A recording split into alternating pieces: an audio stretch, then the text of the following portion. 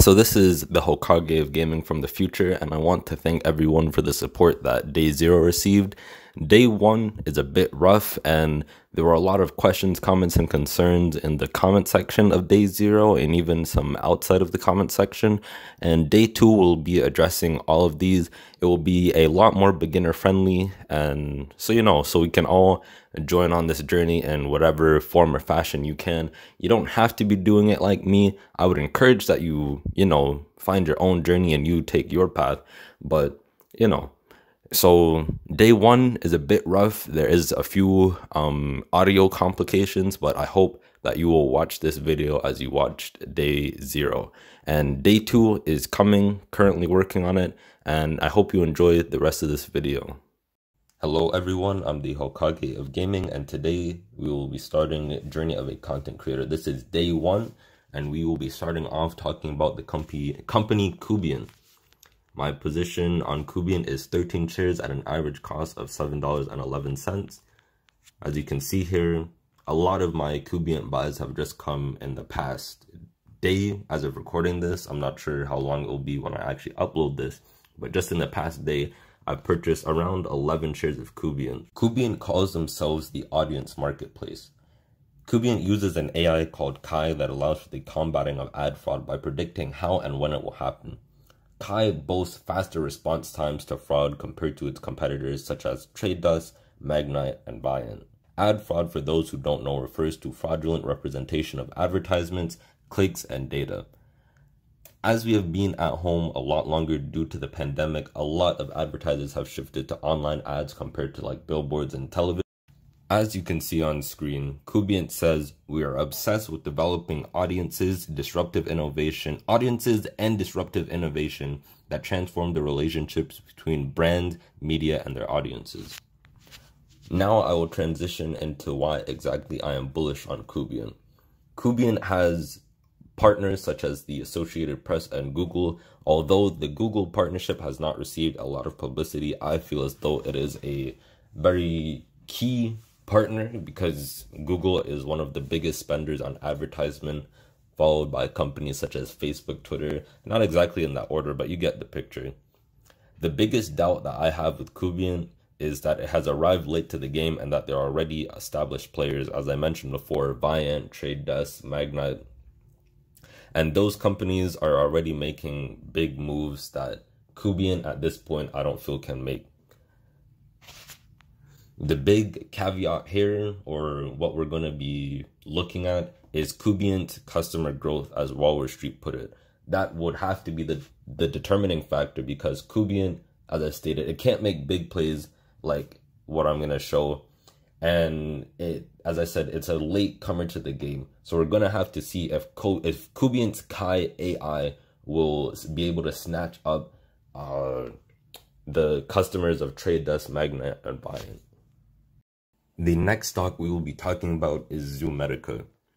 As you can see, my position is 109 shares at an average cost of 96 cents. And I've had my eye on Zomedica for quite a bit. As you can see, from January 11th, and I spent $92 on it. How much did I get it at? An average of 92 cents. I've been holding this stock for quite a while. As you can see, early this year, as I stated, it's March 25th. So the case with Zomedica was that their Trueforma product, which I'll show on screen, was supposed to come out the 31st. And really and truly, that is what I was banking on. I was banking on the Trueforma product coming out on the 31st and the share price skyrocketing. So as we can see, the peak here, March 15th at $2.49. I'll do an accurate check. The 52-week high was $2.91, so call it $3. That was the release date of the Trueforma. The original was the 31st, and they released early on around the 16th. Now, really and truly, I should have sold, but to be quite honest, I wasn't paying attention. I'm still going to hold this as I feel the pet care sector is going to grow, as we've seen by companies like Chewy in the past year, really and truly because of the pandemic. And those pets aren't just going to disappear after the pandemic's over. And I'm sure a lot of people are still happy with their commitment to a. As we can see on their webpage, Truforma offers complete control over testing processes from start to finish, with highly sensitive and specific immunoassays that allow veterinarians to make clinical decisions faster and begin treating patients sooner. I left a link to my due diligence in the description so that you guys can read along with the video or read along after. It's nothing too in-depth because I don't have a lot of time as a student to research. I had a lot of time last semester, but that is not the case now. And if I do get a chance to do actual good DD, and for those that don't know, DD is due diligence, which stands for research pretty much. So as I stated, I'll leave that in the description, and I'll try and work on it if I ever do get a chance so it isn't as low quality as this one, because I know that it can be better as I've done better.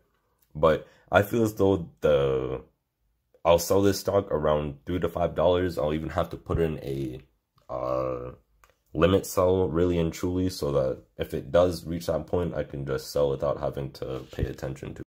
The final stock we will be looking at today is Bionano Genomics, also called BNGO, or as a lot of people like to call Bingo. My position is 13 shares at an average cost of $9.72, and throughout this, well, this week only really has like a day or two left, but I'm going to be trying to decrease my average price at the average cost, because as you can see, it is $6.95 and my average cost is $9.72, and that obviously isn't great, so we're going to be trying to buy the dip on this. I had stumbled upon this stock around December 2020, and I really didn't think much of it. I had just bought it because the name literally sounded like bingo, and that's literally it. As you can see, I bought one share at $2.62, and I really and truly didn't know what I was getting into. For those that don't know, the bioscience or genomics sector as a whole has a lot of hype, and I'd say that it's almost similar to that of tech stocks. BNGO deals with genome mapping. This is the thing we all learned about in high school and tossed out as soon as we left biology. Genome mapping can help with detection of diseases such as prostate cancer in men and a myriad of other diseases such as Alzheimer's, ALS, and the list goes on. What it can do is really and truly amazing.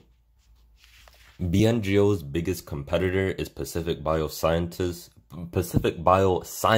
not scientists, also known as PacB. Both have been around for like around the same time. Pacific Biosciences, I believe, is 2000 and BNGO is 2003. And this upcoming information I cannot fully verify, but it seems to be the general consensus, and a lot of people have reported it. That does not mean that is necessarily correct, and I advise that if you are going to be attempting to buy this off of hearing it from me, absolutely do not, and do your own research. It seems that BNGO's line of products, specifically the Sapphire, are faster and more thorough than their competitors. And in my opinion, I believe this will be a similar case as with Kubient. We're going to have to see in the coming quarters a lot of customer adoption, and the hype around BNGO is not exactly reaching a critical mass, but it is definitely approaching that point when we have companies such as ARK Invest, Kathy Wood. For those that do know her, she is a great stock picker. Her ETFs are absolutely doing numbers. I'll even pull up some here for you now. ARK Innovation ETF, I'm pretty sure this is the one where she has Pacific Biosciences in. Don't quote me on that, but I'm pretty sure that's the case. Oh, here we go. The Genomic Revolution. As you can see, $82.30. So ARK knows what they're doing. And with that, it brings us to the conclusion of this episode, day 1/week 1 of the journey of a content creator, journey/challenge, whatever you want to call it. As you can see, pre-market, we are down $200 today, 200. As a whole, we've just been trending downwards since around February, because there was a lot of hype around February. As you know, GameStop, AMC, BlackBerry, Nokia, that whole stick/spiel. and I was not exactly caught holding the bag with these stocks, but this is a video for another day, and I'll be excited to make this one, as this is not only the sort of like the crux of the challenge, but you know, the goal is to get a gaming PC by June 5th. And with that, we will have to, you know, make money. And we are currently not making money. So we're going to be doing a sort of, what do they call it? An autopsy on this account going forward so that we can maximize the amount of money we're making. If you enjoyed this episode /week/day, please like, subscribe, comment, and share. My Robinhood link is in the description. If you sign up, you'll be getting a free stock, as will I. And I will see you in the next video.